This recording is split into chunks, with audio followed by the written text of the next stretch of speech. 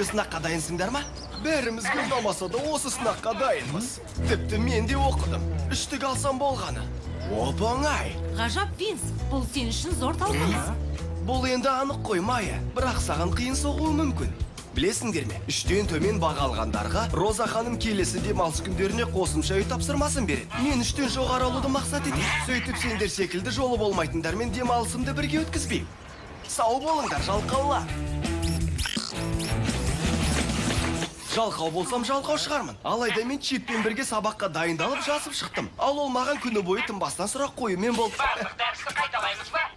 Жоқ, қажет емес. Оны бәріміз жатқа білеміз. Мен оны дене шынықтыруда қайталадым. Миды жаттықтыру үшін қолды бүгіп жазу, отырып тұру. Бұл маған мықты күш береді. Мен оны өз бетімше жаттадым. Параграфты оқыдым, сосын ойынның жаңа деңгейінен өттім. Содан соң басқа параграф пен басқа ойын. Солай жалғаса береді. Ойынды ғана ойнаған жоқпын. Және робототехниканың негіздерін жаттап алдым. Робототехниканың негіздері ме? Робототехниканың негіздері ме? Бірақ Не? Ол сабақ емес. Біз шағын бақылауыштың сипаттамасын оқуымыз керек.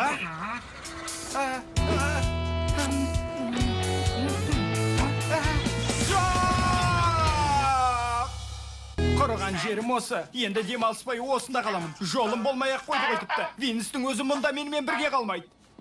Қане, Джозеф, өзіңді қолға ал. Уайымдама, біз бір амалын табамыз. Меніңше бәрін оқып шығуыңа әлі де уақыт бар. Сабырлық сақта да, сынақ басталмастан бұрын біраз оқып ал. Чип саған көмектес. Не дейсің? Біраз оқы деймісің? Әзілдеп тұрған шығарсың. Мен демалыс күндері бас алмай жаттадым. Ойынның барлық дәрежесінен өтіп қойдым. Неткен сұмдық. Бір ғана амалым қалды. Қулыққа басам. Ей, сабыр сақта. Роза ханым сенің дәл алдыңда тұратын болады. Және ол жастырған қағазды табудың хас шебері. Егер сен қағазды суыра басасаң, ол сені бірден ұстап алады. Маған керемет бір ой келді. Қарапайым нәрсе. Сенің сырқаттанып қалуың. Бірақ мен науқас емеспін. Егер қаласаң, сенің мұрныңды бұзалам. Сені дәлізде тайғанап кетті деп айтамыз, сосын бірден дәрігерге апардық дейміз. Юджин, өтінем, менің жан досымсың ғой. Қулықты жүзеге асыруға көмектес.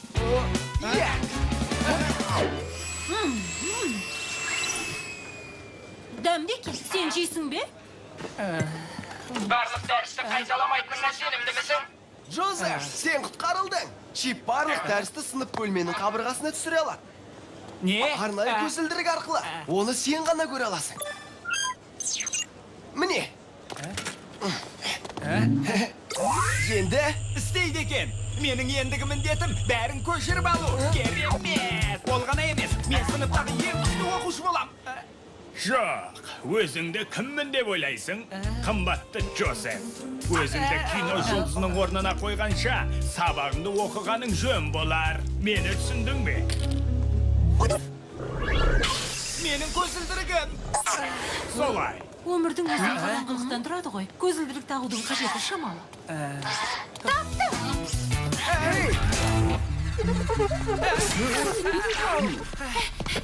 Міне! Майя, не істеп тұрсың? Мен есікпен бетіңді бұрырам. Ештеңе сезбей қаласың. Бетің біраз көгерет, есесіне емтихан тапсырмайсың.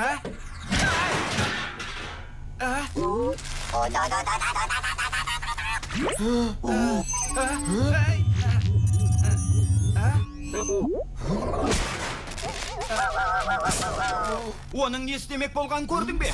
Өтінем, Юджин, маған қол ұшын беруің керек. Әйтпесе әлгі робот секілді істен шығарады.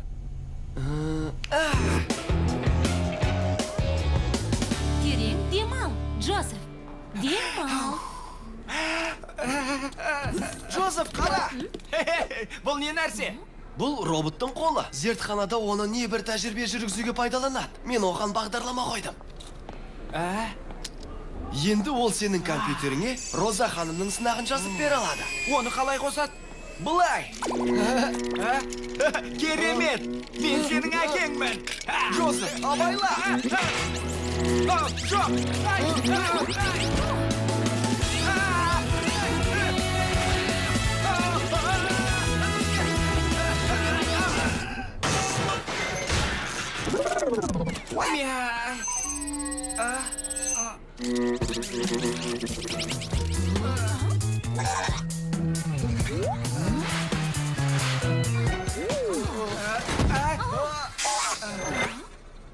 менің қолым. Ол қолымды қоқысқа лақтырып жіберді. Енді қайттым. Қолдар. А? Маған бір ой келді. Менімен бірге барып футбол ойна.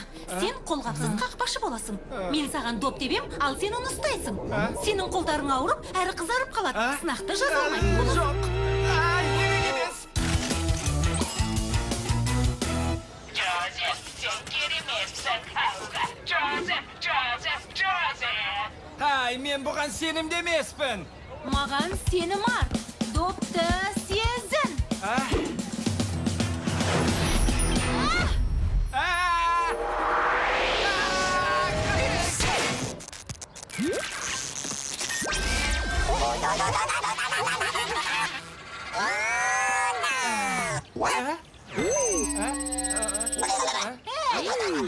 Сен қалай ойнап тұрсың? Ай, қызықсың. Қолымды қатты ауыртар еді ғой. Әрине, біздің мақсатымыз да сол ғой. Қорқақ. Қане, Джозеф, жылауық болмай, допты ұста. Ай, қап, ішке кіретін уақыт болды. Мен маңызды бір шешім таптым. Бұл неге бұрын ойыма келмеген? Бізге бар болғаны дәрістерді тоқтамай оқу керек. Дәл солай істейік. Оны тек құлақ қаппен естуге болады. Чип сыныптың сыртында дәрісті микрофонға оқиды.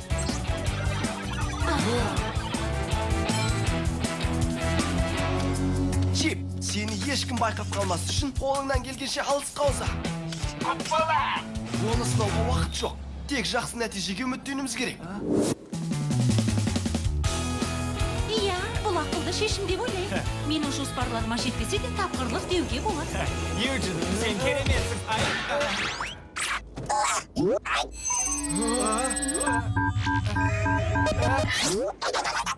Ол не іздеп тұр, және неліктен маған қарайды. Меніңше сен оған ұнап қалдың.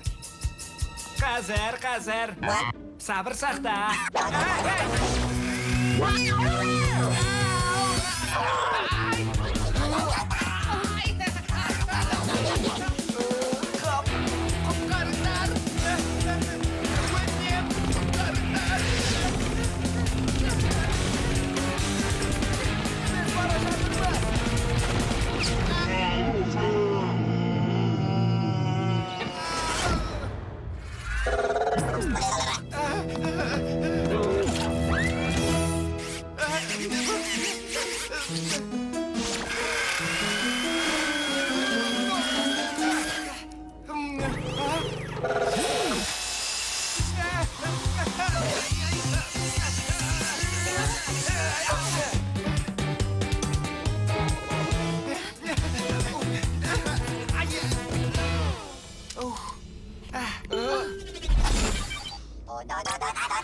О, Джозеф, өкініштақ. Жағдайың дұрыс па? Өңің қашып кетіпті. Барып дәрігерге көрін. Бірақ сынақтан қалып қоям ғой. Джозеф, сенің жауапкершілігі бар оқушы екеніңді мен ешқашан білмеппін. Сынақ жайында уайымдама. Келесі аптада роботехниканың негіздері сынағымен бірге жазсаң болады. Менің жолым болғыш па әлде? Басың жарылған, қолдарың қызарған, және мұрның қанаған. Айтшы, Джозеф, кімнің жоспары үздік болып шықты? Сынақ, 1-2-3, сынақ, 1-2-3. Өздерің білетіндей, 3-тен төмен баға алғандар, менімен бірге демалыс күндерін өткізетін жолы болғыш оқушылар. Ендеше сынақты бастайық. Шыбынның дыбысы шықпасын. Шағын бақылау істегеніміз интегралдық сұлбасы бар кішкентай компьютер. Оның процессоры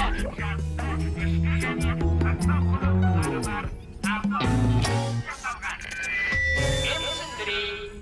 Интеграцияның жоғары деңгейі энергияны үнемдеу үшін қосымша бағдарлама бар. Дәл солай. Орталық есептеу Бұл не? Қоғамдық көшіру құралы? Бұл адамды өткізсін! Бұны қамти алмайды. Немесе Сынақты дереу тоқтатамын. Және бәрің осы демалыс күндеріңді менімен бірге өткізесіңдер. Ертең, таңертең менің үстеліме қолмен жазылған барлық дәрістерді әкелесіңдер. Кім көшірмесін жасауға тырысса, өкінетін болады. Ескертем. Некен сұмдық? Бұл әділетсіздік қой ханым. Бұны не? жылдамырақ әрі едәуір күшті шағын бақылауыштарда. Жарайсың.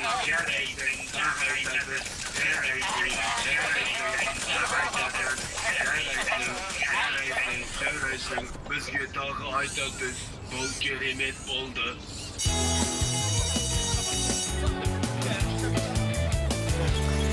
Қане Винс, қулығыңды мойында. Ешқашан, маған олай қарамаңдар. Біраз қулық жасағанымды білем, бірақ бұл жолы менің кінәм жоқ. Менің бар қалағаным 3-ке жету болатын, және 3 алар едім. Достар, сынақ қалай болды? Көңіл күйлерің түсіп кетіпті ғой. Айтпақшы, Юджин, құпия құлақ қаптың қайда кеткенін білмеймін. Құпия құлақ қап деймісің? Мүмкін құлағымнан түсіп қалған болар. Қандай құпия құлақ қап? Қап, ештеңе естімедіңдер ме? Джозеф әлгі оқиғадан кейін әлі өзіне келмеген тәрізді. Сенің жағдайың дұрыс па, Джозеф? Мен қанша салсақ көрсетіп тұрмын. Кереметтер, өте қызықты. Сонымен қалай болды, Джозеф? Рас айтады, рас айтады, рас айтады. Мен өте жылдам оқыған болармын, Қане, достар, ол үшін ұрыспай-ақ қояйық. Эй, достар, меніңше Юджин мен оның сыбайластары біз үшін барлық дәрістерді жазуы тиіс. Олардың бәрін ертең тапсыр. Иә, әрине. Әрине, мұның дұрыс. Әрқайсымызға әртүрлі жазу үлгісімен жазуды ұмытпа. Біздің қулық істейтіндерге ұқсағымыз келмейді. Қайырлы түн.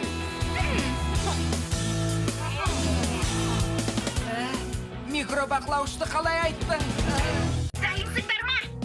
485. Міне 486. Достар, бұл адам сенгісіз. Не ол адам сенгісіз? Бұл Кевин. Ол бүгін кешке Мелинда ханымның кабинетінде қорқынышты мутант роботтары 3-тің көрсетілімін ұйымдастыратынын хабарлайды. Алақай! Қорқынышты фильм! Қорқынышты фильмде көретін болдым!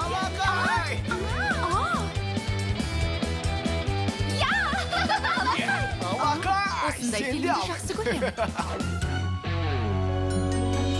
Алдарыңда табиғи қоқыс арқылы өзін өзі қуаттайтын алғашқы робот тұр. Ол келе жатыр.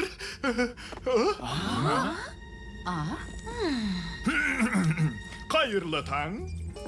Бас инспекция бізге күтпеген іс-сапар ұйымдастырғалы жатыр. Олар бізге қатал сыншы жібермек. Ол робот көз деген атпен танымал. Қызық оның түрі қандай екен? Үлкен құлағы бар шығар. Сен солай ойлайсың ба?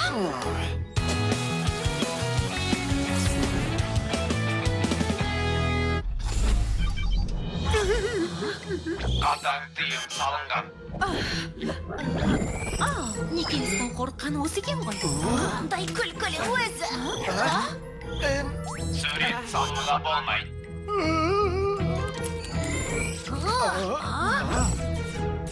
Ойынға тыйым салынған. Орындарыңнан тұрыңдар. Қабылданды. Оқушылар, бұдан былай көз мырза бізді күні бойы бақылайтын болады. Содан соң мектептің жағдайы туралы барлық мәліметтерді бас инспекцияға жіберіп отырады.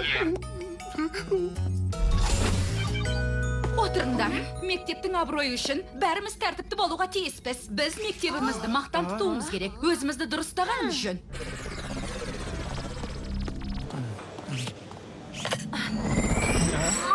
Астарың дәмді болсын. Көрдіңдер? Ол нағыз қорқынышты мутант роботтың өзі! Бізді кешке дейін ғана аңдиды. Ал содан соң қорқынышты фильмдер көреміз.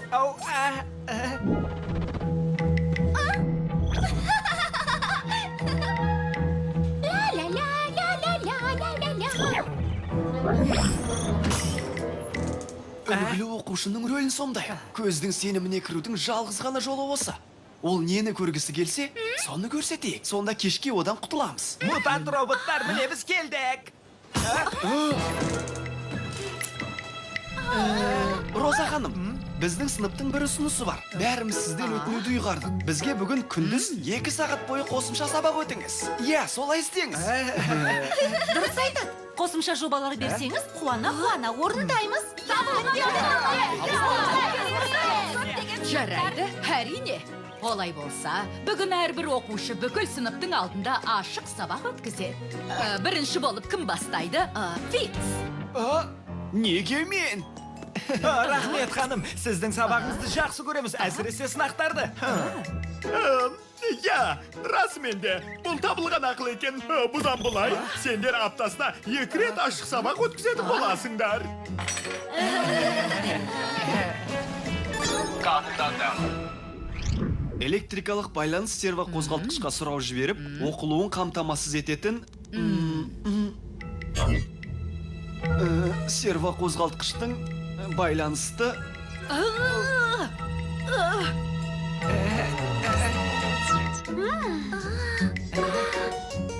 орталық басқару жүйесі. Техникалық қызмет көрсету кезінде кабельдің жойылуынан сақтану үшін бұл электрикалық байланыс қозғалтқыш жалғаушпен орнатылуы тиіс. Рахмет, Винс, жарайсың. Сенен осыны күткенмін. қабылданды.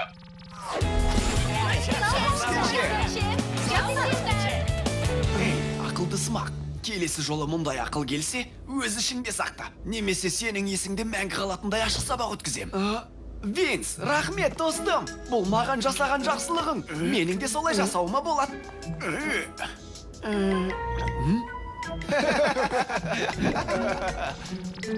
қабылданды.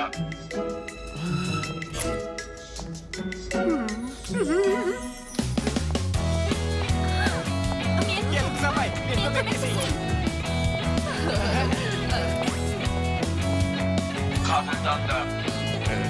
Хедро мырза, өтінем, маған тағы бір сынақ беріңізші, өтінем. Өтінем сізден, Хедро мырза. қабылданды.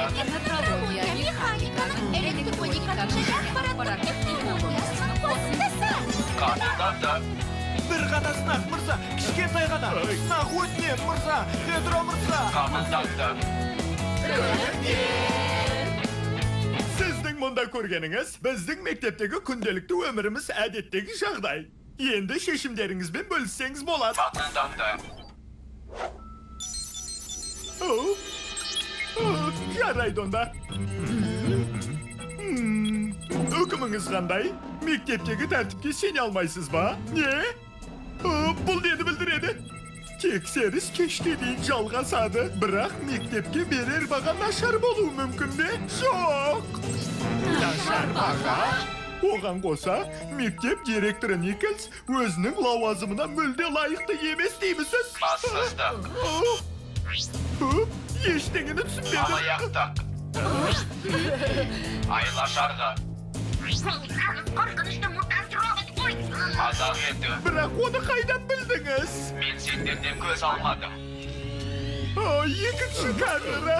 Сондай таяз ойлағанымызға сенер емеспін. Көздің арт жағында екінші көз бізді ұстап берді. Барынша тырысып едік. Бұл расында да сұмдық қой. Қап, мұны қалай қалпына келтіреміз?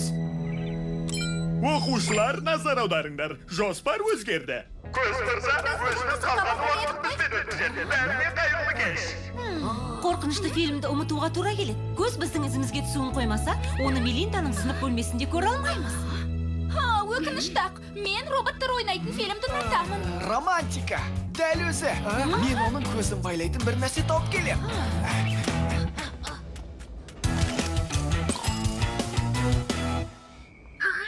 Бұған сенің сендерге. Кім бар? Инспектор. Қорқпаңыз, сізге бір нәрсе көрсеткім келеді. Өз құлағыңызға өзіңіз сенбей қаласыз. Сенесіз ғой енді. Соңымнан еріңіз, мына жаққа. Мына жерге.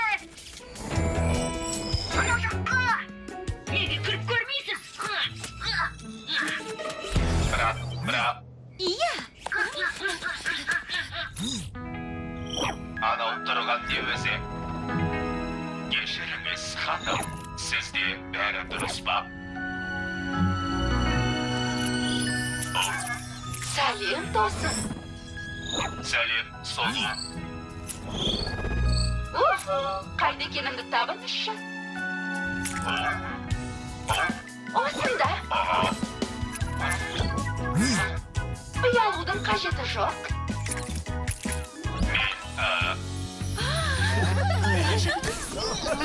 Қалай болды? Жоспарымыз іске асты.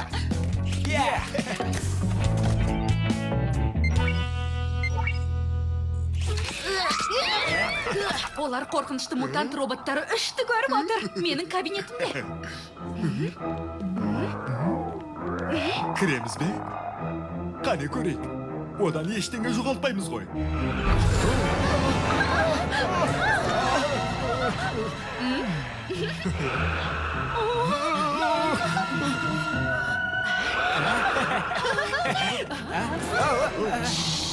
Тыныш, сендердің жоспарларыңды естідім. Бұл киноның көрсетілімін өткізіп алғым келмейді. Оны кинотеатрларда көрсетмейді. Табылған ақыл деп осыны айт. Бізді де шақыруларың керек еді ғой.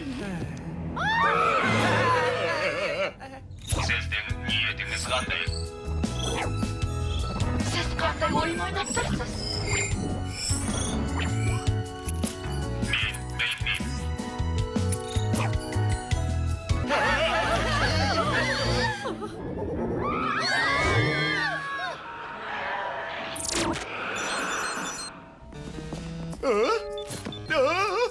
Бірақ бұл жерде не болып жатыр? Ай! Мына жол. Осы жаққа.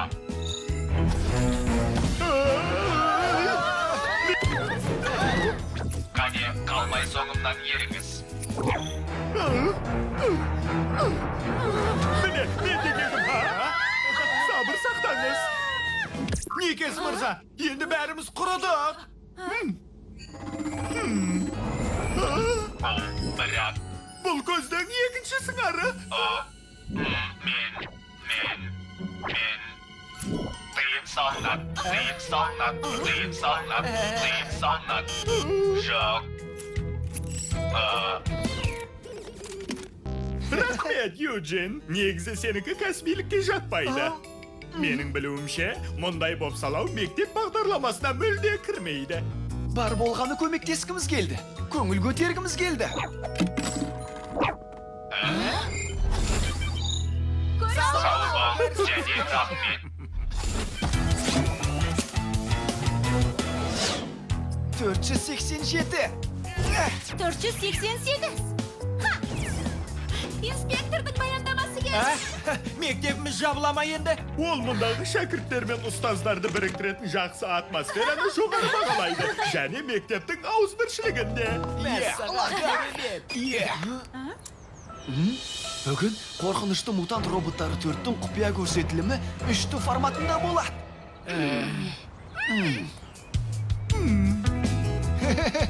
Қалжыңдадым. Шок! Бар! Ой!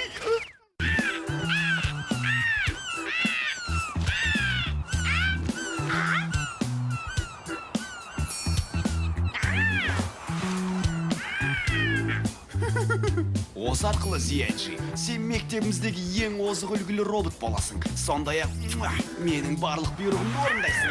Ей, жоқ! Жоқ! Ұста оны, Зиянши! Ол сенің жаңа жадыңды ұрлап алып кетті.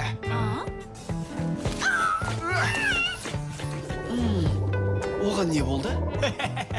Бәлкім ол ұшуды үйреніп жүрген болар. Иә, одан жақсы құс шығады. Стоп!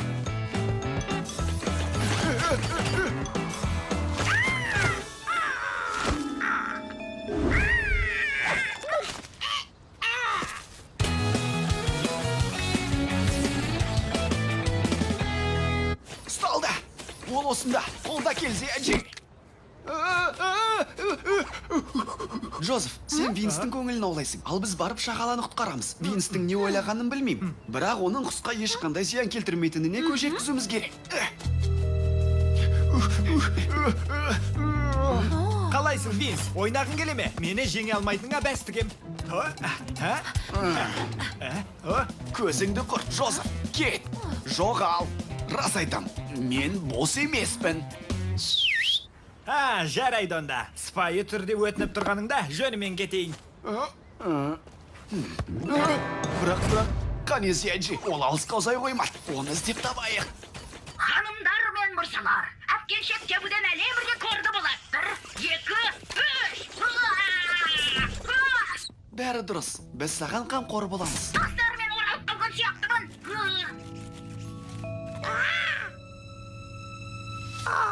бейшара қыз. Ол қатты қорқып қалған сияқты. Сендерді мазалағым келмейді, бірақ мен көмектесіп Мен аламын. түсіндім. Біз шағалалардың тілімен сөйлеуіміз керек. Неге сөйтпеске? Қолымыздан келетініне сенімдімін. Көмектесіңдер. Кімнің шағалалар тілінде сөйлескісі келеді? Бұл өте күлкілі. Тіпті Майя мен Джозеф те мұның іске аспайтынын біледі. Мынаны қосайық. Қыңқылдауды доғар, Чик. Бұл құс қатты қорқып кеткен. Жарақаттанып қалуы мүмкін. Онымен өз тілінде тілдесу, оған көмектесудің жалғыз жолы.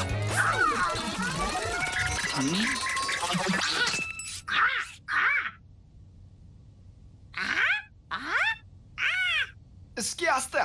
Сен онымен тілдесе аласың. Ол не дейді?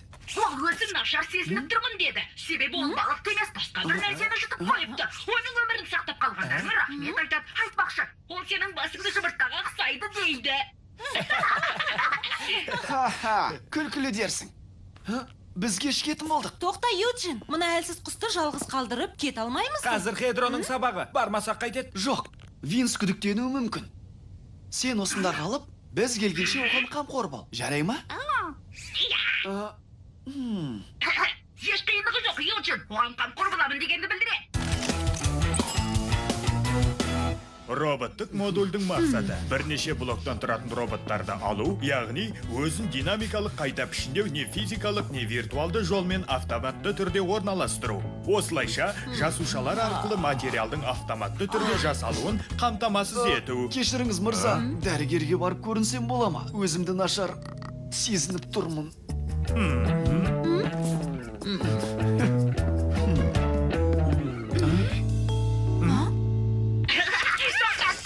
Тұтығымды келтірдің, аузыңды аш.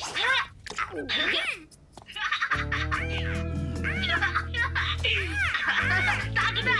Қақпа. Есіміңізді хабарлаңыз. Юджин! Мен робот болсам да ақмақ емеспін. Кіре алмайсыз. Міне сақын. Винс, маған түсіндірші. Неге сынып бөлмесінде емессің? Ой, Никельс мырза, шындығында менің аяғым... ішім ауырып барады. Медбекеге бара жатқан кезде бір дыбысты естідім. Не істеймісіз, Никельс мырза? Шағалама? Жоқ, шағалаларды жақтырмаймын. Қап, біреу құпия сөзді істен шығарыпты. Әрең дегенде келдіңдер-ау. Шағаланың үнін өшір. Меніңше бұл сендердің ойлап тапқан тағы бір ақмақ әрекеттерің. Сендерге дұрысын ойлап табуды бұйырамын. Оларды мүлдем ұнатпаймын. Қаптаған қауырсындағы қорқынышты тұмсықтар. Жағымсыз дауыстарын-ай. Бұл жыртқыштармен тұра алмаймын.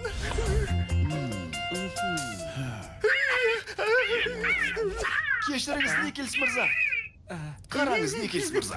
Оның жатын бөлмесінде нағыз шағаланың жасырылғанына дәлел бар.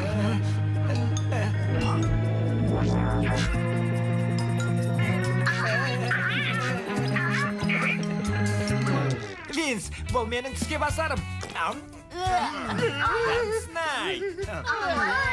Бұл сондай жағымсыз. Жарайды, кеттік. Ал мына роботтың бағдарламасын кері қойыңдар. Әйтпесе бәрімді қамауға алам.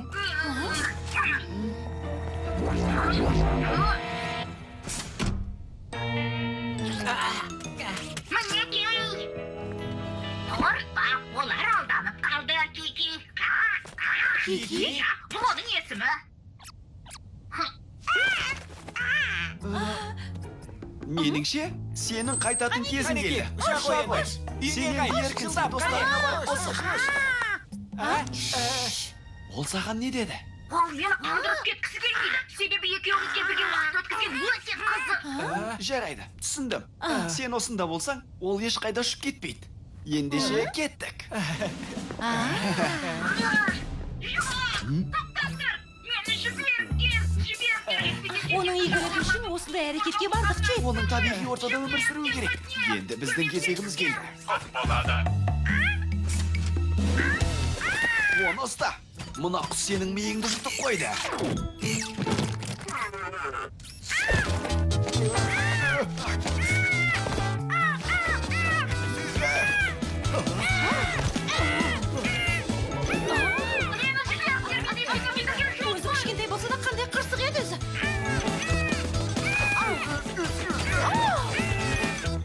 Роза ханым, Хедро мырза, тәртіпті нығайтуымыз керек.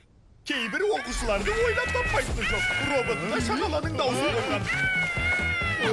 Шағала, жоқ, мені құтқарыңдар. Олардың аллергия бар. Ұстаңдар оны. Ұстаңдар. Бомбалар.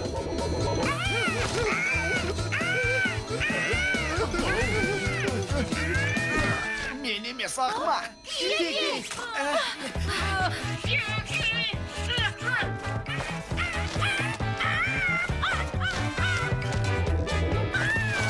Мүмкін емес. Кері қайт. Осы жолы оны жіберіп алма, Зияджи. Бұл біздің соңғы мүмкіндігіміз. Тыңда, Чип. Қарсы бағытта роботтар сенің соңыңнан кету үшін қолыңнан келгенше қатты дауыспен айғайла. Ал біз ол уақытта Кикиді аққа қайтарамыз. Жарай ма?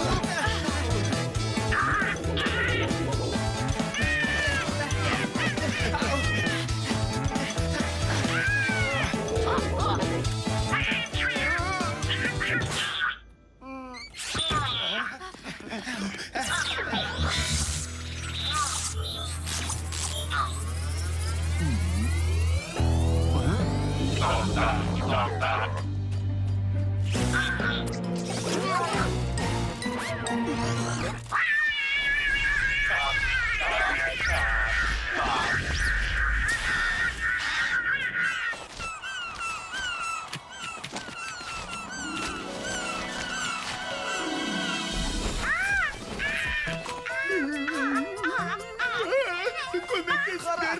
Ол осында. Менің аллергиям бар. Тоқтан.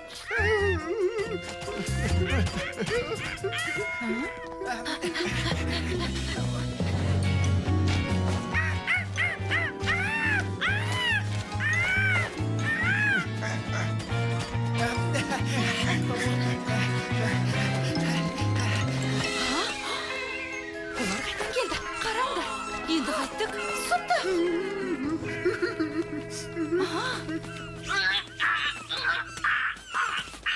Достар, сендерді көргеніме қуаныштымын.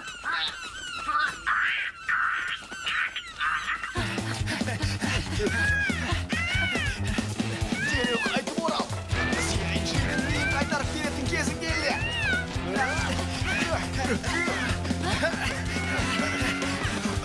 Қане, топта! Жерге түс, ақымақ құс. Қане, Кики, жерге түс. Біз саған қамқор боламыз. Дұрыс айтады. Әйтпесе, қиын болады, қауырсынды ұры. Зияджи?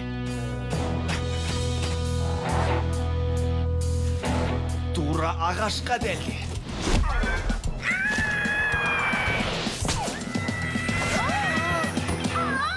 Иә! Кики! Дегенмен жеңіс біздікі.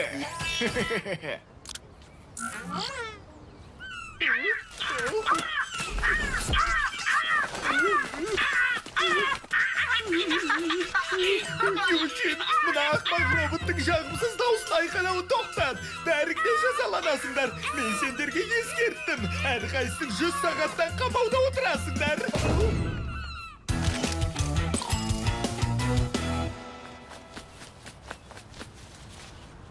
Сау бол, жолың болсын, Кики! Адамзаттың болашағы сендердің қолдарыңда екенін түсінулерің керек. Уақыттарыңды текке өткізбей, оның орнына сабаққа көңіл бөлулерің керек. Сендердің назарларыңда кванттық мына робот механикаға менің ашуыма тие бастады. Ол Сау физиканың бол. негіздерін, әсіресе атомдық және Өтінем, мен онымен жалғыз қалдырмаңдар. қамтиды. Сенің бағдарламаңды қайта қалпына Киктің келтірем. бағдарламасын қалпына келтірейін. Әзіл емес.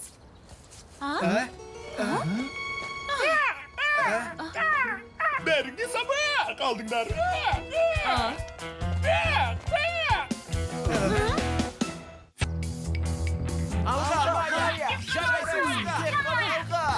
Ешқашан да.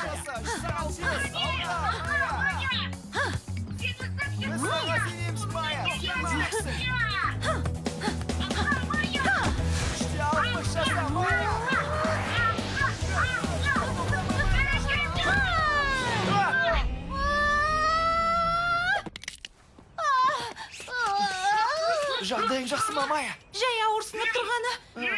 Басқа ештеңе болған жоқ. Ау, Майя, ауырады. Ай, тобығым, ай. Тәжірибесі жоқтар осындай болады. Не болды екен? Тыңда, қорқатын түгі жоқ. Сіңірің созылып кеткен, әлі аяғың жазылып кетеді. иә, неліктен уақытыңды тиімді өткізбеске? Мысалы, демалуыңа болады. Менің демалғанымды қалайсың ба? Сен менің демалғанымды қашан көрдің? Достар, мен демалмаймын. Менің мұнда отырғаныма 15 минут болды. Орнымда отыра алмаймын ешқашанда. Мұндай жағдайға душар болғаныма сыйналар емеспін. Мен бір орнымда тұра алмаймын.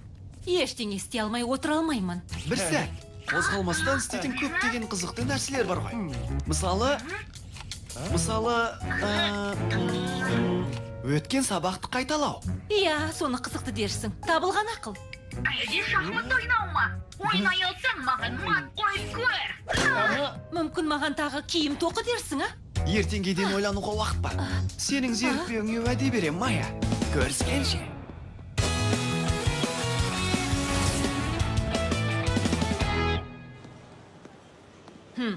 Мен не істей аламын? Солай ма? Сеніңше бұрынғыдай жүріп кете аласың ба? Дәрігер роботтың айтуынша бұған біраз күн кетеді. Есесіне, сен ендігәрі футбол ойнай алмайсың ба сонда? Олай емес, дәрігер айтылғанның бәріне сене берме. Маған сен. Сәлем. Бұл саған. Тосын сый. Бұл не? Саған сыйлық.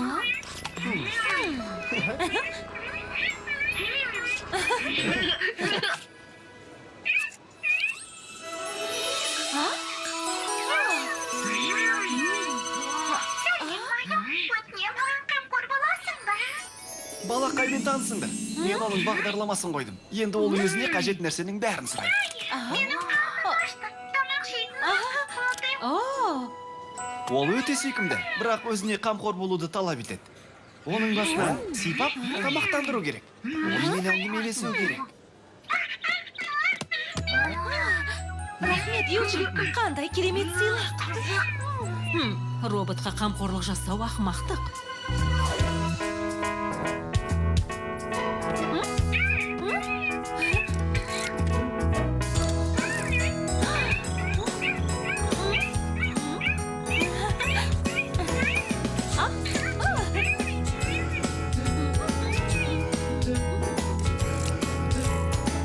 Баяғы заманда шайым болыпты.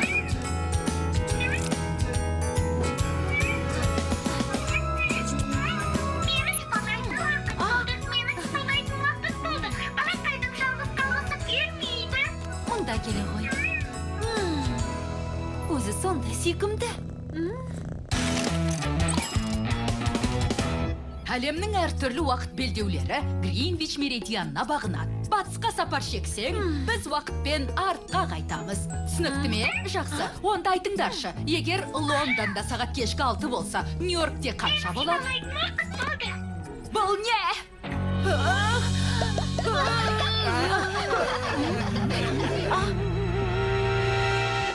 Бұны қалай түсінсе болады?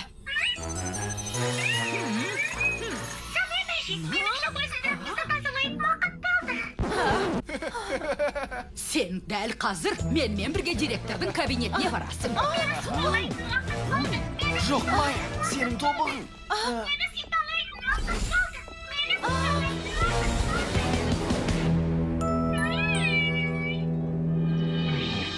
Мені Мен оны алып келем. Орныңа отыр, Майя. Саған одан да сүйкімді робот жасап берем. Уәде етем. Юджин, түсінбеймісің? Мен балақайды осы күйінде қалдырып кете алмаймын. Мен оған керекпін. Кішкентай балақайым-ай. Ешкімге керек емес. Маған сен.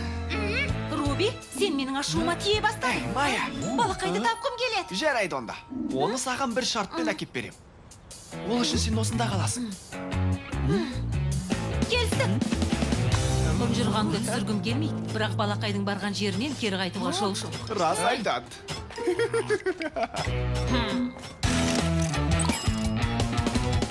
әдеттегідей чемпионнан қиын жұмыс бермеді. Онсыз да шаруам көп. Бір күні сақтандырғышым күйіп кетсе қайтер екен. Олардың көңілін аулау қажет. Ең оңайы осы. Бірдеңе ойлап табуым керек.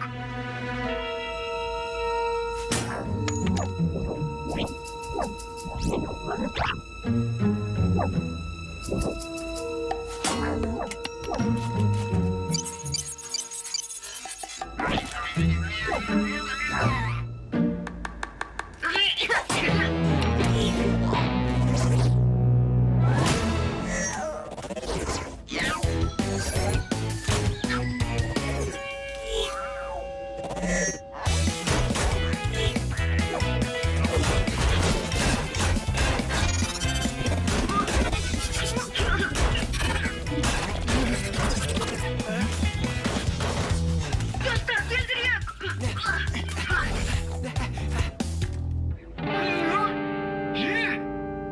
Осында екенсің ғой. Мұнда лазерлік қорғау құрылғысы қосылған. Оны сөндіру үшін басқару жәшігін тапқанымыз жөн.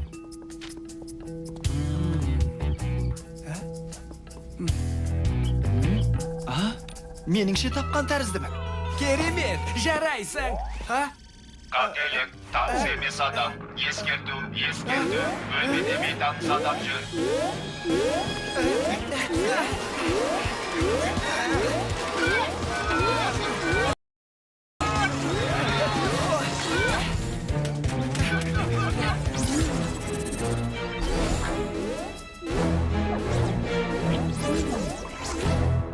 Қазіргі таңдағы роботтың прототипін Терезеден секіріп кетсек қалай?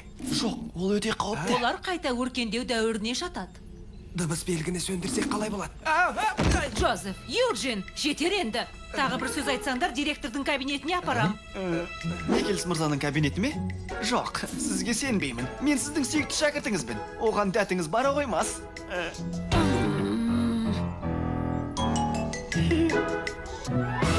Біздің мектептің беделі жоғары, әрі жоғары стандартта. Мұндай тәртіпке төзе алмаймын. Мені дұрыс түсіндің деп үміттенем, жігітім. Сенің қылықтарыңа шыдай алмаймын. Егер мұндай қылықты жалғастыра берсең, сені мектептен қуып шығудан басқа амалым қалмайды. Менің сөзіме сен, отпен ойнама, күйіп қаласың. Оған бұл менің кінәм екенін айтамын. Сіз күйіп қаласың дедіңіз ғой. Сіз оқушыларды меңзедіңіз бе, әлде етті ме? Нені меңзегенімді жақсы білесің. Менің меңзегенім... Иә, көрдім мырза. Енді түсіндім. Күйдіру дегеніміз жазасын беру. Менің айтқанымның бәрін қайталаудың қажеті жоқ. Қайда тұрғаныңды ұмытпа. Сен бала шектен шығып барасың. Ол дегенің бассыздық.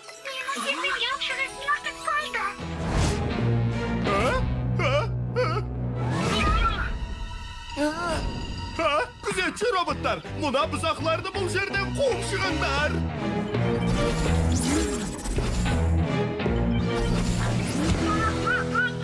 Жігітім, енді мені көзіме көрінуші болма. Мен шақырғанша бөлмеңнен шықпайсың. Іске аспат. Бөлмеме кеттім. Ол шақырғанша. Қане, сенің қандай ерекшелігің бар, а? Балалайсың ба? Мені сыпайтын өкпес болды.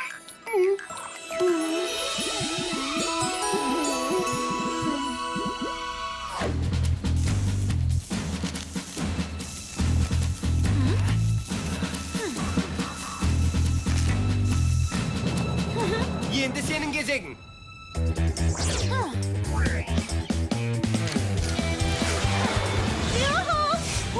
Көмектесіңдер! Робот орындығымды басқара алмай келем. Көмектесіңдер! Ол істен шықты. Роботтар назар аударам. Роботтар назар аударам. Робот орындық бұзылды.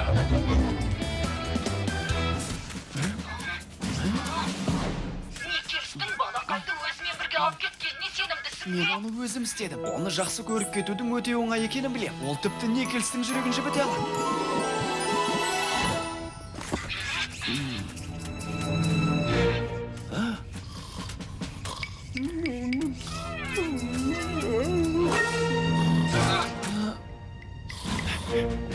Тоқта, чек.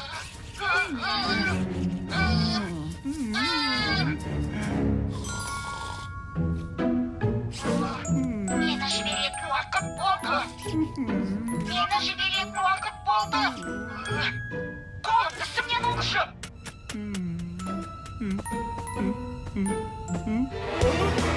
Балақай! Балақай!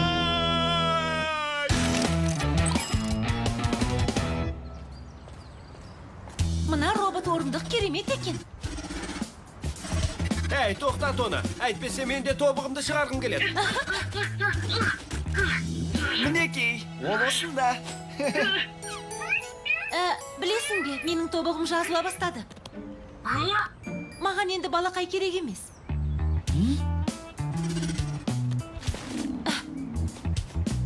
Мен үшін тәуекелге баратын нағыз достармен араласуды жөн көрем.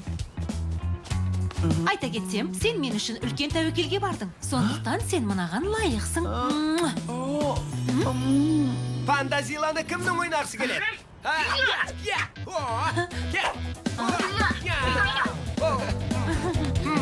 Кеттік!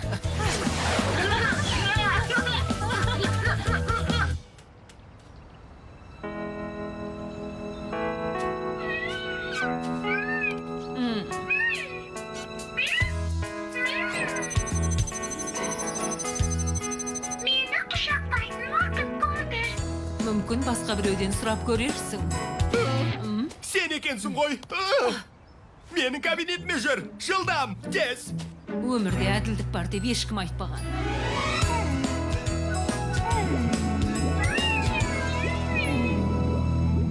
Ертең бәріміз генетех зауытына саяхатқа аттанамыз.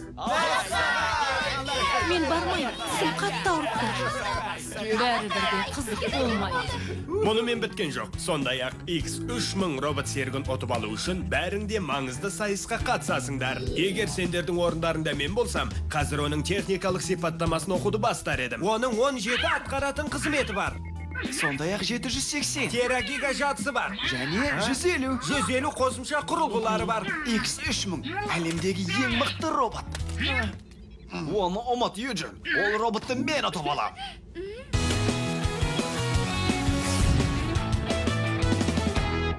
Эй, Майя, X3000-ның қозғалтқышқа айналатынын сен білесің бе, достым, а? Арнаны ауыстырыңдаршы. Дұрыс айтасың, Майя, бұл тақырып мені ете бастады. Саған не болды, Чип? X3000-ды айтып, неліктен бәрі отқа малғиясыңдар. Менің қызметім одан миллион есе жақсы. Жарайды, егер мықты болсаң, мына қаламсапты лазерлі қылышқа айналдырып көр. X3000-ның қолынан келмейтін не бар екен деп ойланып тұрмын. Менің кетуім керек, достар. Ары қарай қиялдай берулеріңе болады. Қане, Майя, бүгін сен тіс дәрігеріне баруың керек. Доғарыңдар енді, менің басқа амалым қалмады. Менің орындайтын үй тапсырмаларым бар. Демек, жақсылап сабақ оқуым керек. Солай. Ауырып барады. Саяхатқа аттанарда ұйықтап қалмау үшін ұйқымды қандырып алу керек. Маған көмек болсын. Күні бойы ұйықтасаңшы.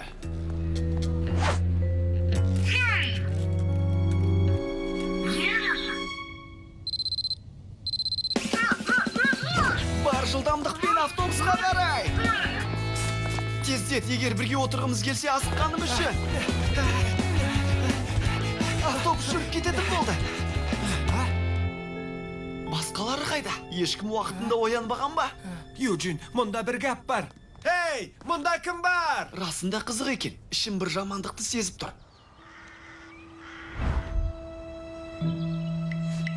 А? 10 жарым? Түсінбедім. Бұл әзіл ме?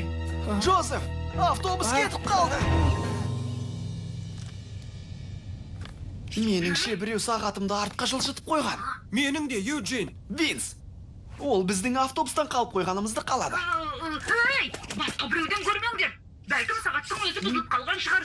Ал бұл керемет емес пе? Бүкіл мектеп біздің қызырымызда. Бұл біздің өміріміздегі ең керемет күн болар еді. Қош бол, X3000 робот серігі. Сәлем бастандық. Қане, құраныңдар, достар. Бүгін қызыққа батамыз. Бүгінгі күннің мәңгілікке есте қалатынына уәде берем. Мектеп қосады, барлық роботтар үзіліске шықты мінекей.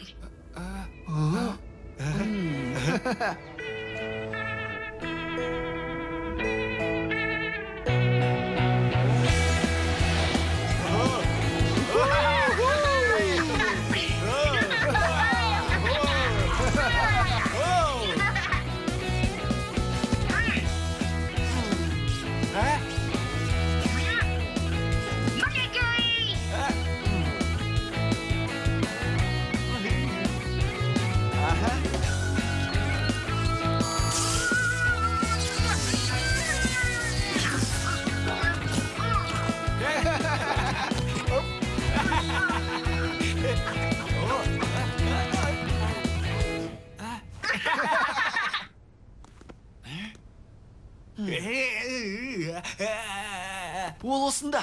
Элви планетасынан келген өзге ғаламшарлық. Чип командир, сенің кезегің келді.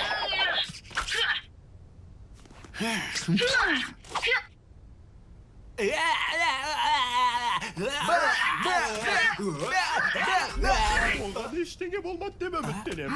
Дәл солай мырза, оны өзім жеткізем. Ол деген... Никельстің дауысына ұқсайды екен. Бұл жайында тағыда кім хабардар? Ешкім мырза. Солай деп үміттенем.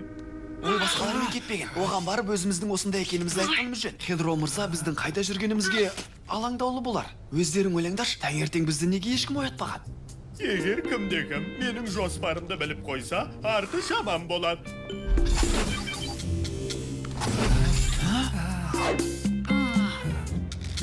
Өте жақсы. Бұл универсалды бағдарлама. Мен үшін тамаша шешім. Құлақ сал. Мектептің би кеші жақындап келеді. Мелинда ханымнан менімен билеуін өтінер болсам, оған дайындалуым керек. Би режимі қосылды. Сізді биге шақыруға рұқсат етесіз бе? Әрине, иә.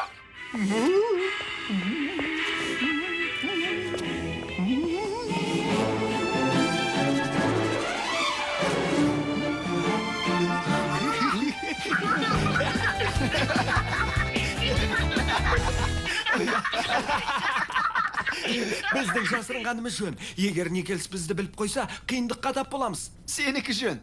X3000-ның біздің қасымызда болмағаны сондай өкінішті. Оның камерасы барлығын 3D форматында түсіретін. X3000 туралы айта берудің қажеті жоқ. Кез келген ескі ұялы телефонның да камерасы бар. Мен Никельстің қимылдарын қайталап бере аламын. Мінекей.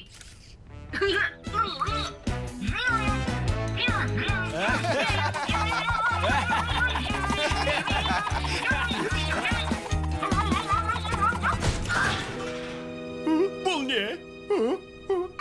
Мен бәрін білдірдім. Чип, сен сондай ебедейсізсің. Бұл жерден кетейік. Мына жерден бір иісті сезіп тұрмын. Көрт тышқан болуы мүмкін. Мен кеміргіштерге төзе алмайым. Тездет, тышқан аулау әдісін қос. Тышқан аулау әдісі қосылды. Кез келген шыбырлаған нәрсені ұста. Көп болады мырза. Кез келген шыбырлаған нәрсе.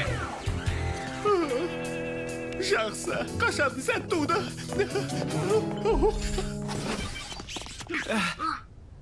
Сен оны естідің бе? Бұның бәрі жаман. Соңы жаман аяқталуы мүмкін. Бүкіл мектеп біздің құзырымызда. Барлығы X3000-ға кеткен кезде біз мына жерде бөгеліп қалдық. Кешіріңдер. Бұл сенің кінәң емес, Чип, кешірім сұрама. Бұған Винс қана кінәлі.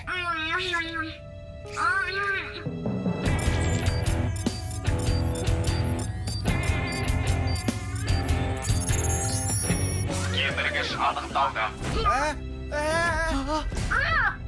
Қолға түсіру режимі қосылды. Бірақ біз кеміргіш емеспіз. Кеміргішті қолға түсіру режимі.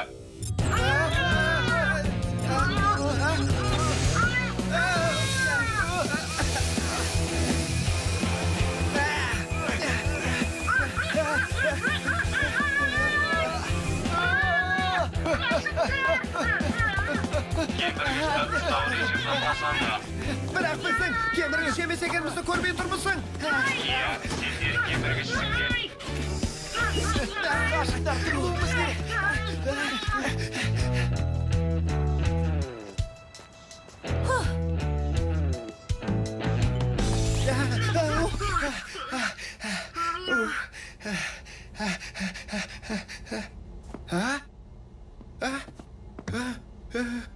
Тоқта, бұл не? Өтініш сұрау хаты. Юджин, бергел, мынаны қара. Бұл сенің жазу үлгің. Қымбатты Хедро мырза, Джозеф сырқаттанып қалды. Менің оған қамқор болуым керек. Сондықтан сіздермен бірге саяхатқа аттана алмаймын. Мен осында болғанда сабағымды оқимын. Юджин. Бірақ мен бұл хатты жазған емеспін. Осы себепті таңертең бізді ешкім оятпаған. Олар мені сырқаттанды, ал сені маған қарайды деп ойлады. Винс бұл үшін жауап беретін болады. Сөз берем. Бұл Винстің кінәсі емес. Мұның бәрі менің жоспарым. Сенің жазу үлгіңе көшірме жасадым. Автобусқа үлгермей Ошон үчүн сендердин ояткыч сагаттарыңды артка койдум. Неліктен олай істедің, Чип? Вирус кіріп кетті ме? Себеби мен X3000-ның менен де артык, менен де кызыгыраак үлгү экенин билемин. Алайда сендердин мени керексиз кылып кокуска лактырып кеткендериңди кааламаймын. Өтүнөмүн, Юджин, менин орнумду алмастырма. Қане, Чип, біздің тек ойыншық алғымыз кел. Одан артық ештеңе емес. Қадірменді екі досым. Мына сен менің жолдасымсың. Сенің орныңды ешкім баса алмайды. Рас па? Қойыңдар шенді. Мен қазір көз жасыма ерік берем. Жарайды енді. Біз мына жағдайдан аман шығуымыз керек. Сендерге не болды, достар? Мұнда не істеп жүрсіңдер? Кейінірек түсіндіреміз. Одан да есікті жап. Не? Бірақ не үшін? Сол үшін. Тығылмая. Кеміргіш анықталды. Мына роботқа не болған?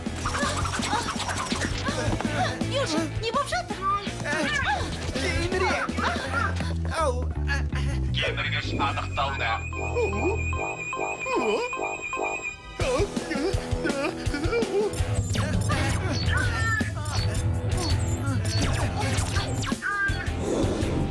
Мен жаңа ғана ауырсынуды басатын екпе салдырып келдім. Сондай-ақ тіс дәрігерінің құралдарынан аман қалдым.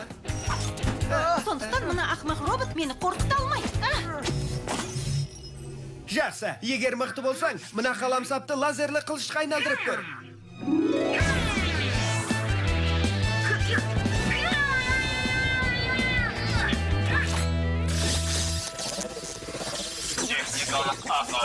Техникалық атау. Қане, бұл жерден шығайық, мына жаққа.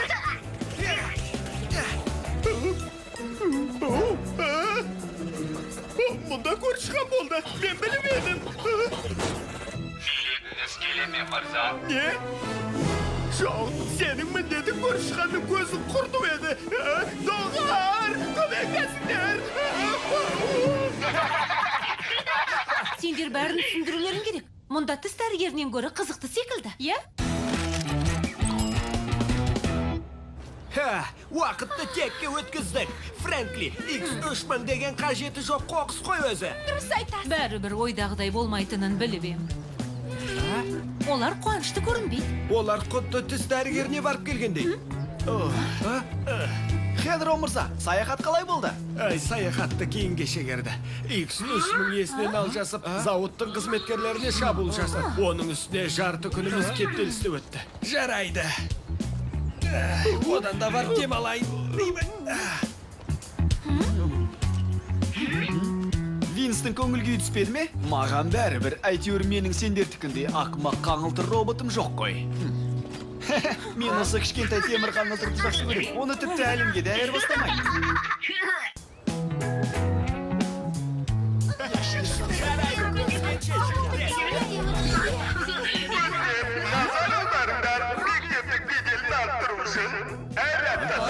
Жеке көмекші тағайындауды ұйғардым. Ал, ең алғашқы көмекші болу мәртебесі Джулияға бұйырады. Және рахмет саған, Джулия.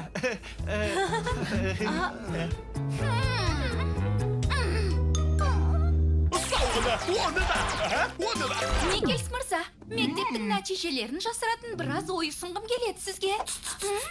Саған жүктелетін ең маңызды тапсырма. Ол, мына тәріктелген заттарды реттеу, сосын электронды шағым хаттарды қарап шығу. Сонымен қатар, қоңырауларға жауап беріп, маған шай әкелетін боласың. Қантты сағат тіліне қарсы бағытта араластыруды ұмытпа. Нендей жағдай болса да, сағат тілі бағытымен араластырушы болма.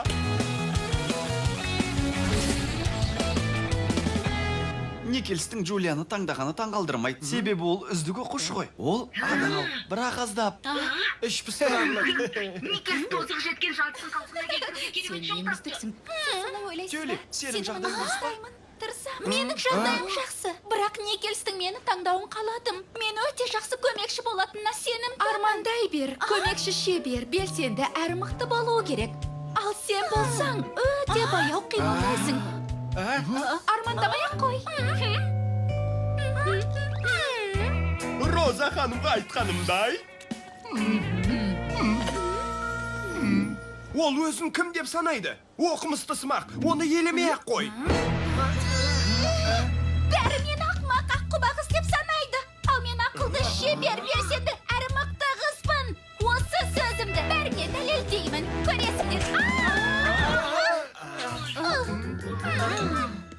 Оған көмектесек қолынан келеді. Мен де соны айтам.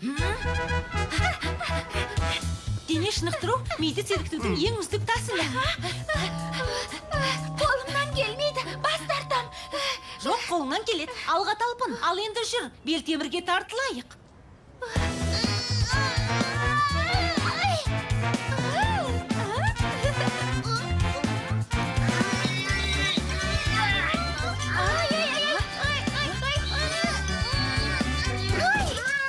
Жарақат алмадың ба?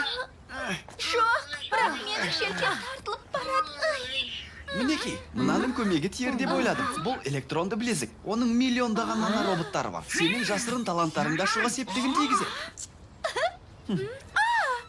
Наноботтар, айырмашылықты сезе бастадым.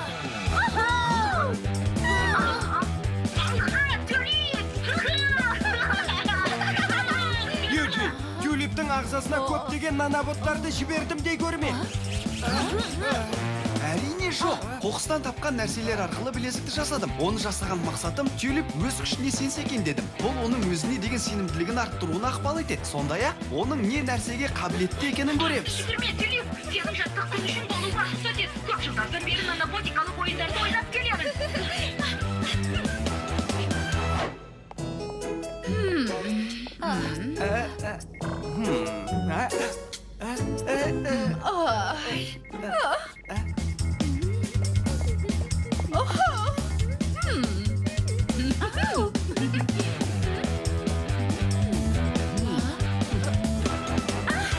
Көріп тұрғандарыңыздай, бұл лас ауаны тазалайтын тұңғыш шаң сорғы. Мінекей, жарайсың, Тюлип.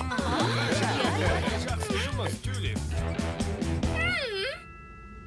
Егер білезіктің күші болмаса, оның қолынан қалай келді? Тюлип ақымақ емес, Джозеф. Бірақ мына білезік оның миының тез жұмыс істеуіне әсер етті. Ол сабақта үйренгенін пайдаланып, жаңа теория ашуда.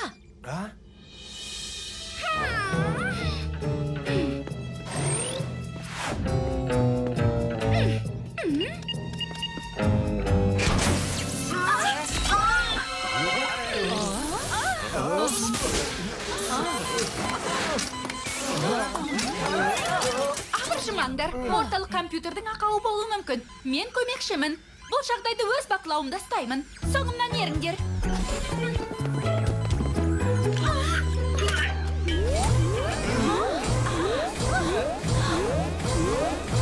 Не болып қалды? Ол неге сөнбейді? Пернелер істен шықты. Егер менен сұрасаңдар, бәріміз өмірмен қоштасамыз. Тағдырға мойынсыну керек. Жарайды, менің осында болғаным қандай жақсы. Оны маған тапсырыңыз. Бұл роботтардың алған жұмыс қой. Он кетейін, бұл дұрыс құпия сөз. Артур, көп сөйлегенше көп қимылда деген сөз бар. Тюлип, не істеу керек екенін білесің бе? Иә.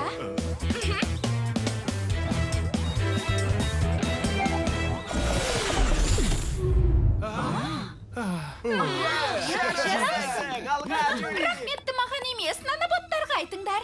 Айтпақшы, саған бір нәрсе айтуым керек. Джулия, сенің түсіндіруіңді талап етем. Орталық компьютер бірден істеп кетті. Сондай-ақ, Хедро мырза лас ауаны тазалайтын шаң сорғыш жайлы айтты. Бұл не қылған данышпандылық? Мырза, тақырыптан ауып қалғаңыз. Жақсы, Тюлип, бүгіннен бастап менің көмекшім боласың. Осы 90 аяқталғанға дейін. Джулия, сен жұмыстан шықтың.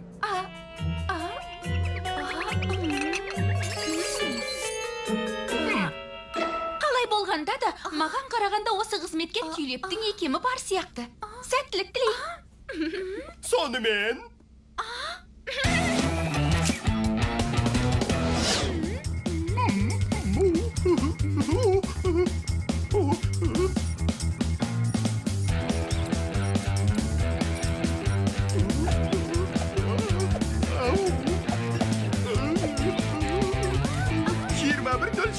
мақалға сүйенсек, мектепте өзін-өзі ұстау ережелеріне байланысты енді оқушыларға күлуге, жүгіруге, сырғанауға тыйым салынады. Үзіліс.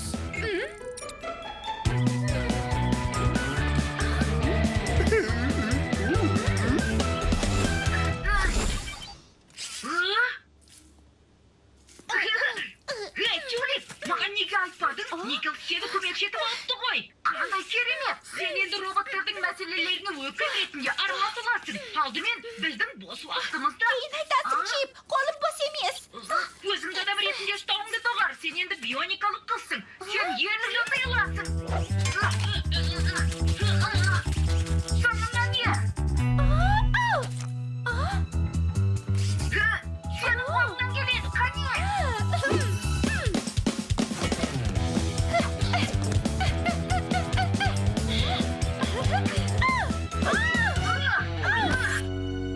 Әлі үйренерің көп, уайымдама.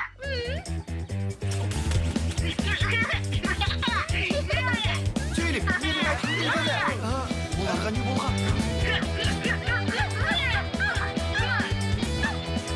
Қолынан алжасты. Бұл өте қауіпті ғой. Құлап кетуі мүмкін. Тюлип, жерге түс.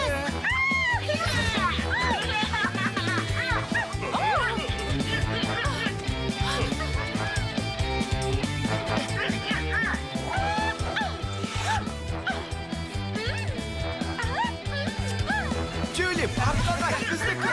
Тюлип, айтқаным да.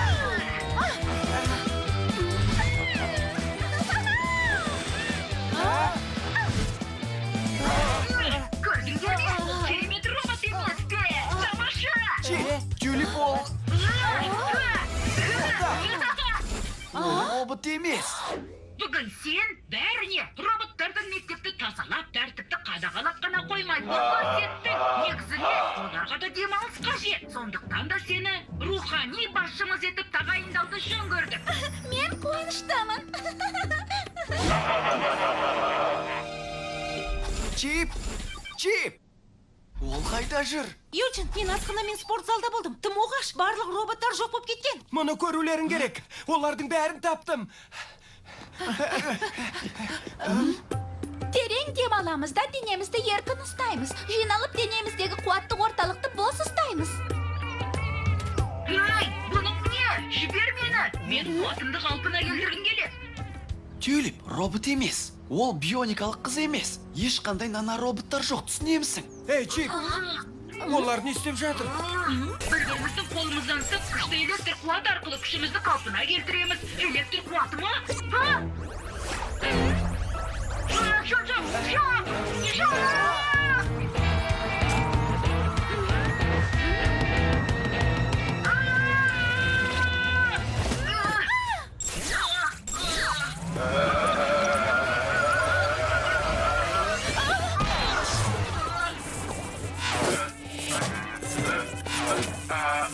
Ал мен ше. Тюлип, кешір, сені алдадым. Білезіктің ешқандай күші жоқ. Наноботтар тіршілік етпейді. Демек, сен робот емессің. Робот емес екенімді әрине білемін. Бірақ наноботтар тіршілік етеді. Мен оларды сезем. Мына білезіктің маған берген күш қуатын сендер қызғанып тұрсыңдар. Білезікті кері қайтаруымыз керек. Бір амалын таптым.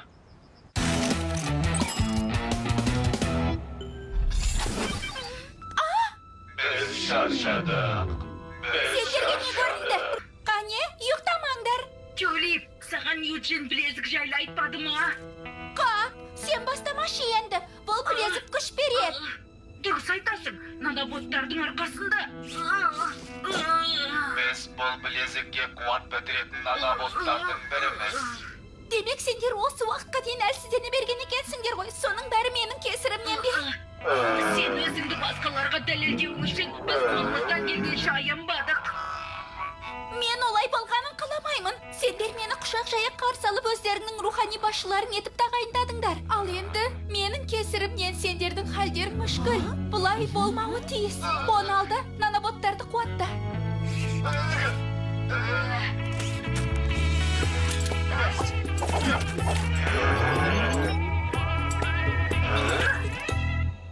Бәрі дұрыс па? Біраз шаршадым, бірақ бәрі ойдағыдай. Енді жақсы жағына қарайық. Бүгіннен бастап әрбір роботтың ішінде Тюлиптің нано бөлшегі бар болады. Солай ойлайсың ба? Тюлип, осында екенсің ғой. Құжаттарды реттеуге көмек Бұл керек. мәселемен менің көмекшілерім айналысатын болады. Никерс мырзаға көмектесесіңдер ме?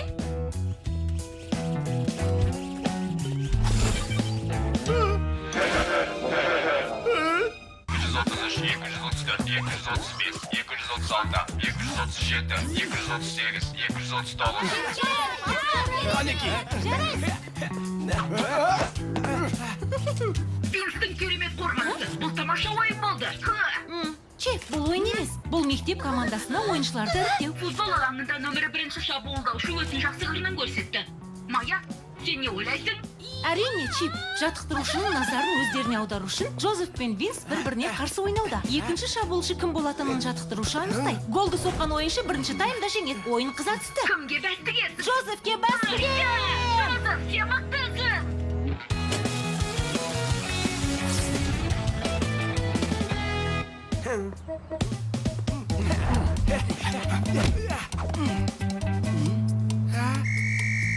Соңғы секундтар қалды. Қане.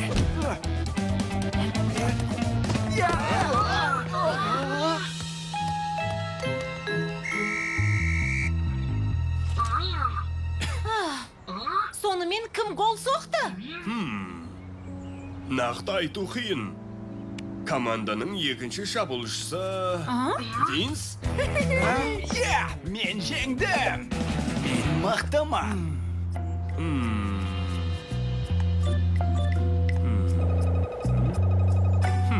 Әлде Джозеф пе? Бейне жазбада екі ойыншы теңізді. Мырза, менімен үш ойыншы. Бір командаға үш ойыншы ала алмайсың. Уайымдама, Майя. Оларға тағы мүмкіндік береміз. Винс пе, әлде Джозеф пе? Боған сені алмаймын. Осының бәрі доптың соңынан жүгіре алмаған сенің кесіріңнен болды. Джозеф, құттықтаймын. Ей, сенің әлі мүмкіндігің бар. Менің халім мүшкіл. Жоқ, қане, сенің әлі де ойнауың керек. Менің арқам. Қорқатын ештеңе жоқ. Жеңіл зақымданған. Төсекте жатып демалсаң, арқаң жазылып кетеді. Қатты ауырмас үшін үстінен мұз басып қой. Қанша уақытта жазылады? Бірнеше сағаттан бірнеше айға дейін созылуы мүмкін. Демалуға кеңес берем. Егер әлдекім маған жүруге болмайтын біліп қойса, футболға қош деуге тура келеді. Бір амалын табамыз. Джозеф! Бұл Тюлип! Жанкүйерлер клубының президенті ретінде сенің командаға қосылғаныңды қалаймыз дегім келеді. Керемет! Одан да менің бөлмеме барайық. Джозеф! Бәрі бітті. Егер мені көріп қойса, бәрі бітті. Көрмесе күмәндана бастайды. Ал жанкүйерлер клубым олардың көңілін қалдырмауым керек. Өзімізге көп жауапкершілік артқан жоқпыз ба? Сенің орныңда болғым келеді.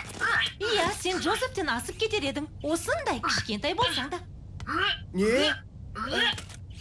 Менде бір керемет ой бар.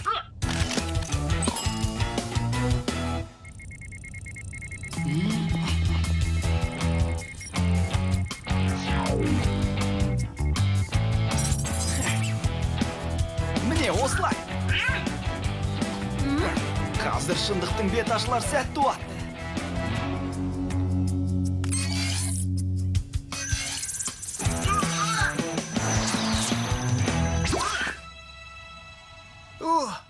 Дұрыстап тексеріп көрші. Шынымен сымбаттымын ба? Түсіңді өзгерте алам. Түсіңді сарыға ауыстырайық. Немесе жасылға. Енді сен үлкенсің, немесе толықсың, немесе кішкентай Джозефсің. Саған өте жарасады екен. Ал енді артқа. Жақсы, Майя, мұнда қалып досымызға қамқор бол. Ешкім күмәнданбас үшін аватармен бірге серуендеп келем. Кеттік. Ал енді екінші жоспар. Қане, Джозеф, есікті аш. Тыңда, менің саған айтар ұсынысым бар. Сен ойында ұтылатын боласың, ал оның орнына біз дос болып қаламыз. Юджиннің бөлмесіне барып көрдің бе? Әй, ақырын қоюға болмай ма? Менің қолдарым жеңіл. Майя, бұл кім болуы мүмкін? Айтарың бар ма? Мен Джозефті іздеп жүрмін. Оны көрмедім, кешір. Сау бол. Мұнда не болып жатыр? Іште біреудің бар екені анық. Ол сенің шаруаң емес. Хей, Вин!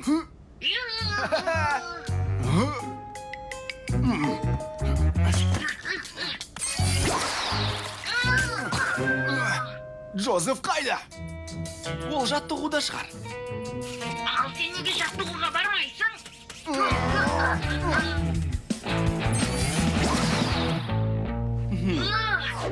Джозеф, жүрісің керемет екен. Рахмет.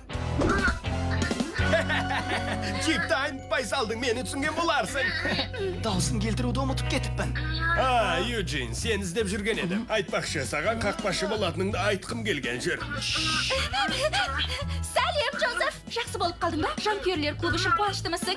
Джозеф!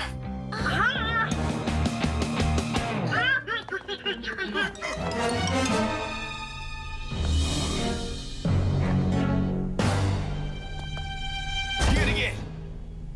Ол жерден жат. Ұсталдың ба?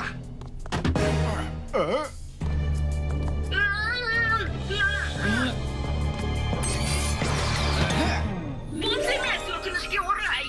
Бұл жолы Джозеф қайда кетті? Ол жайлы ойлай беруді доғар. Сабыр сақта. Жақсы, Чип, кеттің. Роботтар қашаннан бері дәретхананы қолданатын болған. Бұл автоматты түрде судан арылу. Мұндайды естімеппін. Серуендеуді ұмыт. Бұл үлкен тәуекел. Жүр, штабқа қайтайық. Сәлем, Джозеф. Мұнда екенсің ғой. Бұл жолы қашып құтыла алмайсың. Оның жүрісінен күмәнданбайсың, а? Тыңда. Егер сенің аяқтарың ауырмаса, онда біраз жаттығып көрейік. Бұл қолыңнан келе ме? Жарайды. Негізінде ол жаттығып жүр. Сенің қолыңнан не келсе, оның да қолынан келеді.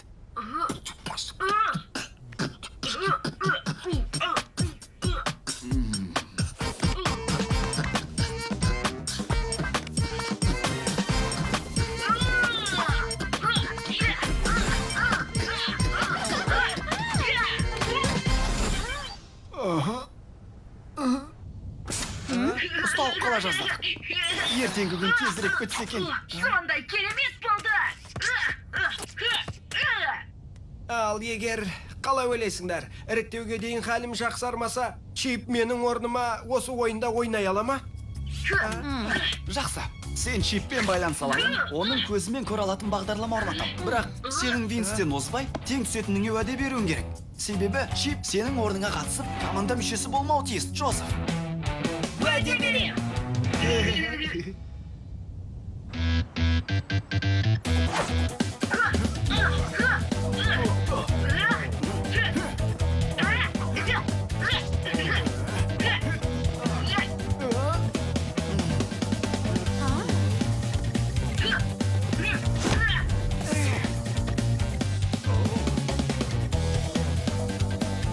Қане, Чип!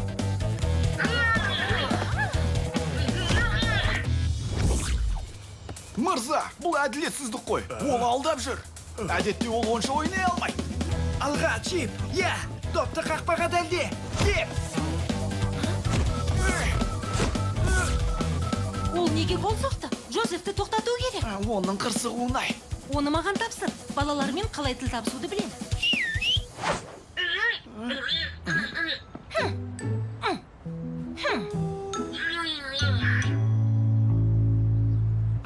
Ғажап.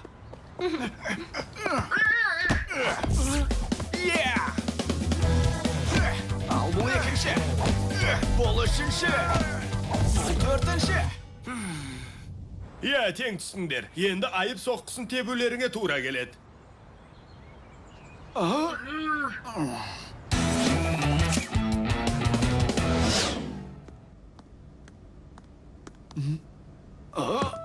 Ғажап, Чип, сен сондай керемет ойнадың. Білем. Мен футболды жақсы ойнаймын. Сабақта да менің орныма отыра алмайтының сондай өкінішті. Не? Меніңше, сен өзің ойынға қатыса алатын сияқтысың. Аяғыңа нық тұрғаныңа қуаныштымын, Джозеф.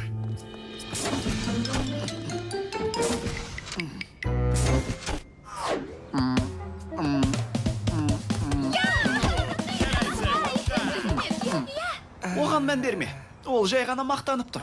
Чип тағы да менің орныма ойнаса ғой. Маған керегі өзімнің қауіпсіздігім.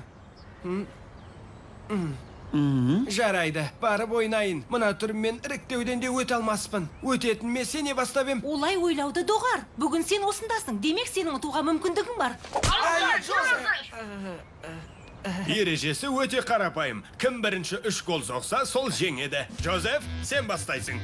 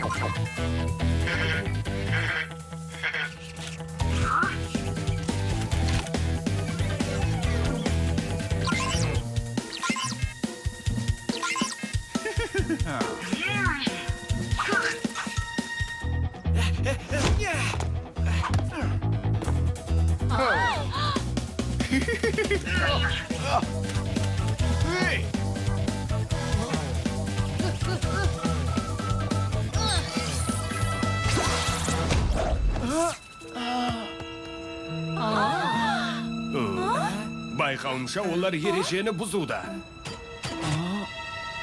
Винс қайда?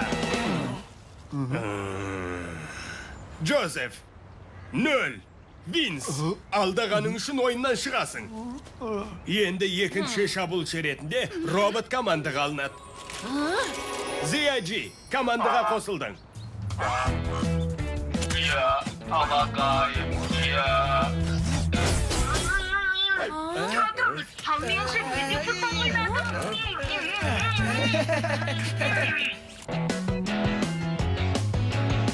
Сонымен, достар, сабақ оқығыларын келеме? Әлде футбол ойнағыларын келеме? Футбол ойнайық!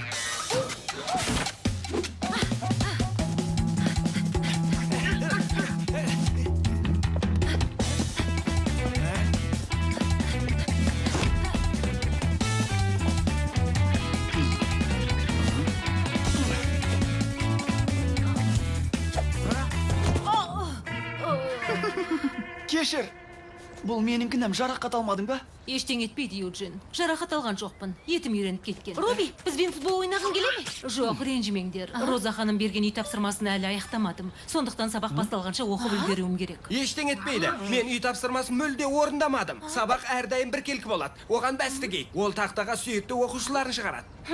Иә, мен Мёрфидің заңына сенем. Ал Мёрфи деген кім? Жоқ, Мёрфи емес. Мёрфидің заңы дейді. Әр түрлі жағдайда жолың болмаудың заңы. Ойдағыдай болмай қалады деген кез келген нәрсе. Міндетті түрде солай болады.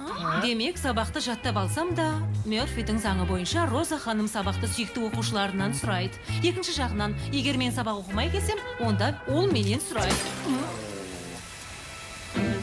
Менен сұрайтын сияқты.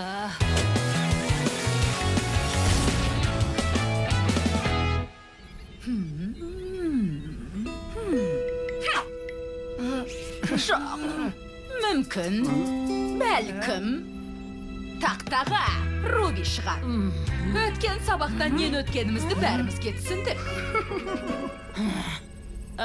Не туралы өткеніміз есімде жоқ. Ол, Жетер енді. Оны есіңе түсіру үшін өткен сабақта өткенімізді бір апта бойы күніне 50 рет көшіріп жазасың. Саған не болды, Джозеф? Бұл Мёрфидің заңы.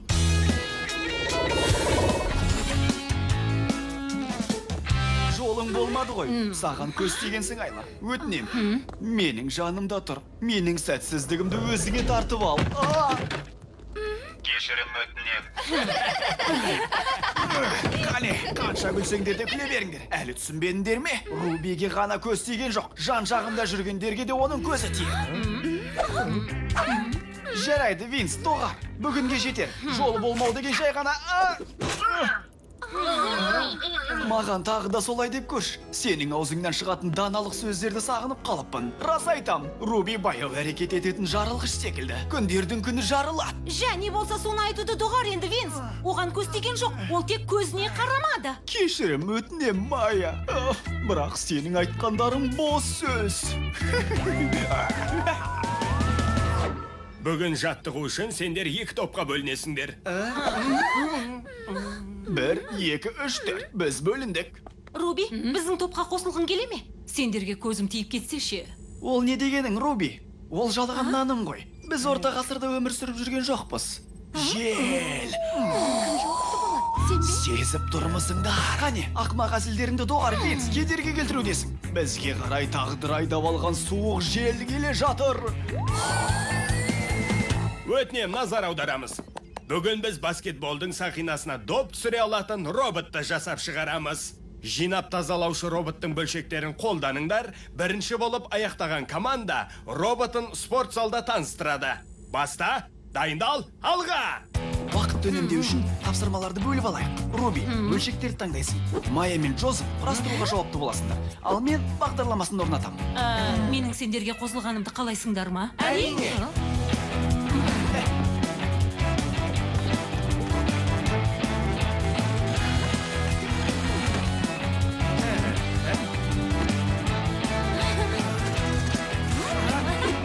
Тамаша.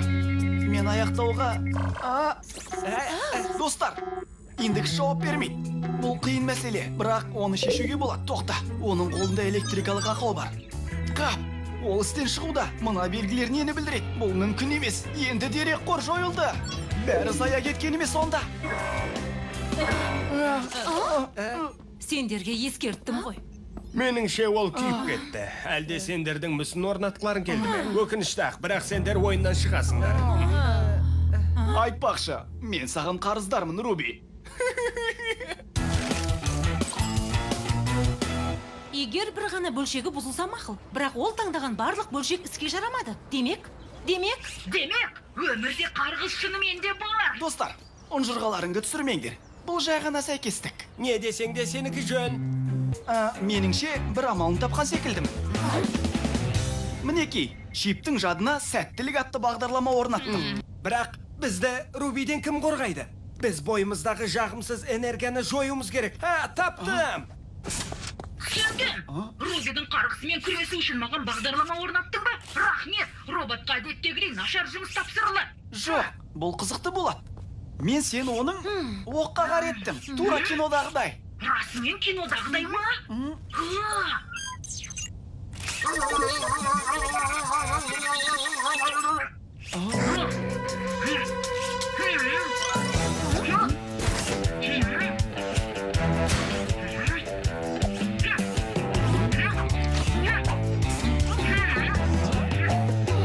Жатын бөлме қауіпсіз. Иә, әрине.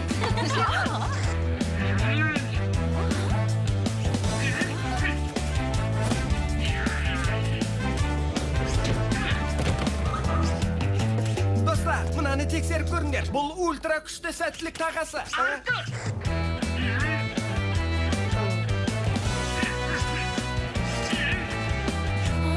Мына түрімізбен біз әлі тамақтанбаймыз.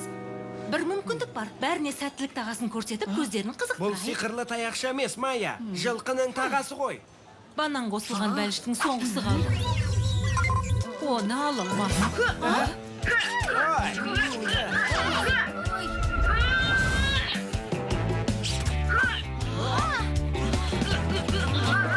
Менің балмыздағымды кері қайтар.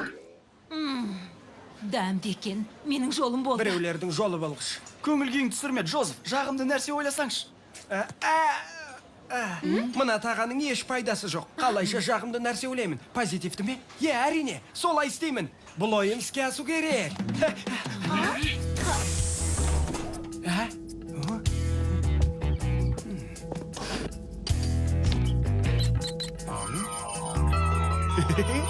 Мұның еш зияны жоқ. Бұл таңғаларлық. Чип маған қамқор болғалы, әрдайым жолым болуда. Рахмет саған, Чип. Әр кезде құзырына қолдық, Руби. Достар, тауып көріңдерші. Қане, оны жағымды энергиямен қуаттадым.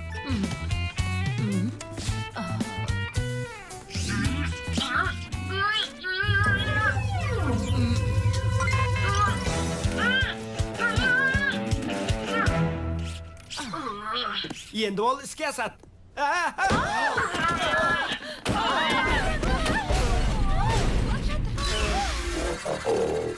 Бәлкім оның мөлшерін арттырармын. Тамаша.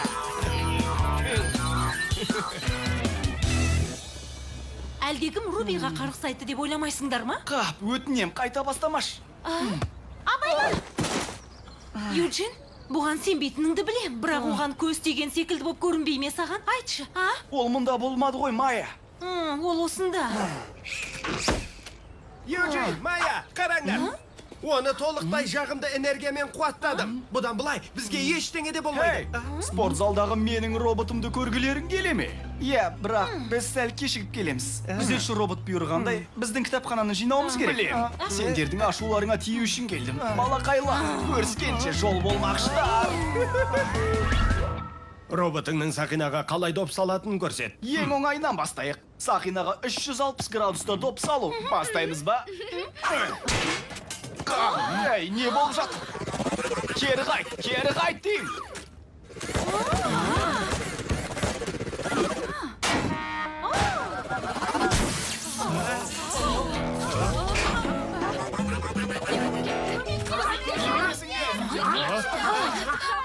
Ей, жо. Бұл жолы менің ешқандай қатысым жоқ. Әрине, олармен бірге іште қалмауымыз менің ультра күшті тағамның арқасында. Қараңдар, мен оларға көмектесе алатын сияқтымын. Саспаңдар, бәрі дұрыс болады.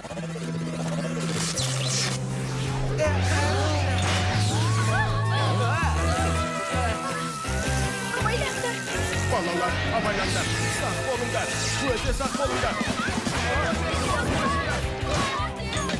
Қызық, олар бұрын дәл осылай шу шығармап еді. Ол менің кесірімнен деп ойлайсыңдар ма?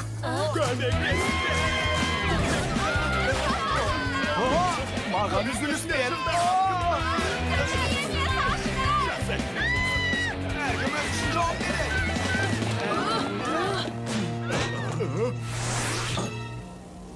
Қызық. Әрі қорқынышты.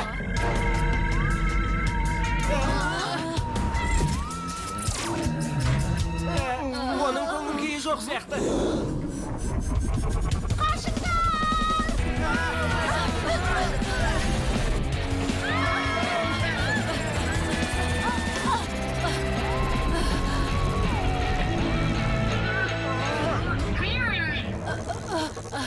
Ей, сен, оны жөнсіз алdır!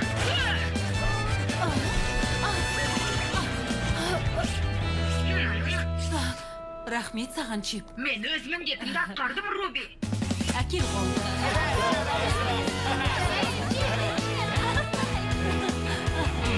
Ал мынау кімдікі?